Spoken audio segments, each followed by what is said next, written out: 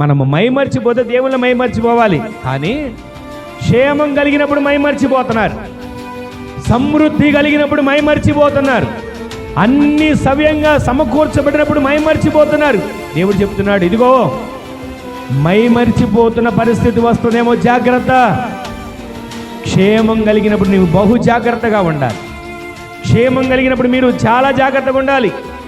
ఏమీ లేనప్పుడు ఎలా ఉన్నా పర్లేదండి, డబ్బు లేనప్పుడు ఎలా ఉన్నా పర్వాలేదు. దేవుళ్ళలోకి వచ్చినాక దేవుడు ఆశీర్వదించాడా? ఒక సొంత ఇంటిని కట్టుకునేటట్లుగా చేశాడా? దేవుడు ఒక చక్కటి సమృద్ధిని, జీవనోపాధిని ఇచ్చాడా? దేవుడు ఆత్మ సంబంధంగా ఎదగడానికి మనల్ని ప్రతిదినము పోషిస్తున్నాడా?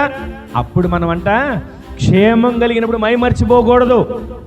క్షేమము కలిగినప్పుడు మనము మైమర్చిపోక, ఒక స్థలం కొన్నాం, ఒక అపార్ట్మెంట్ కొన్నా, ఒక ఇల్లు కట్టినా, ఒక పెళ్లి చేసినా, మనము దేవునిలో మాత్రం మైమర్చిపోకూడదు. ఇవన్నీ కలిగినప్పుడు మనం మైమర్చిపోకూడదు. ఈరోజు ఈ మాట మీకు అర్థమైనా అర్థం కాకపోయినా ఒక మాట మరలా మీకు జ్ఞాపకం చేస్తా. బుద్ధిహీనులు క్షేమం కలిగినప్పుడు ఏమైపోతున్నారు చెప్పండి అందరూ? బుద్ధిహీనులు క్షేమం కలిగినప్పుడు.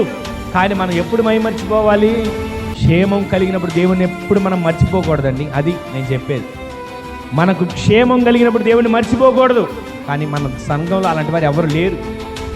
దేవుని సన్నిధిలో ప్రతిరోజు కూడా ఆయన చేసిన మేలులు గుర్తుంచుకొని, ఆయన చేసిన కార్యాలను గుర్తుంచుకొని, ఆయన సన్నిధిలో కృతజ్ఞతాస్తుతులు చెల్లించే వ్యక్తులుగా మీరు అందరూ మార్చబడుతున్నారు. ఆమేన్ చెప్పండి.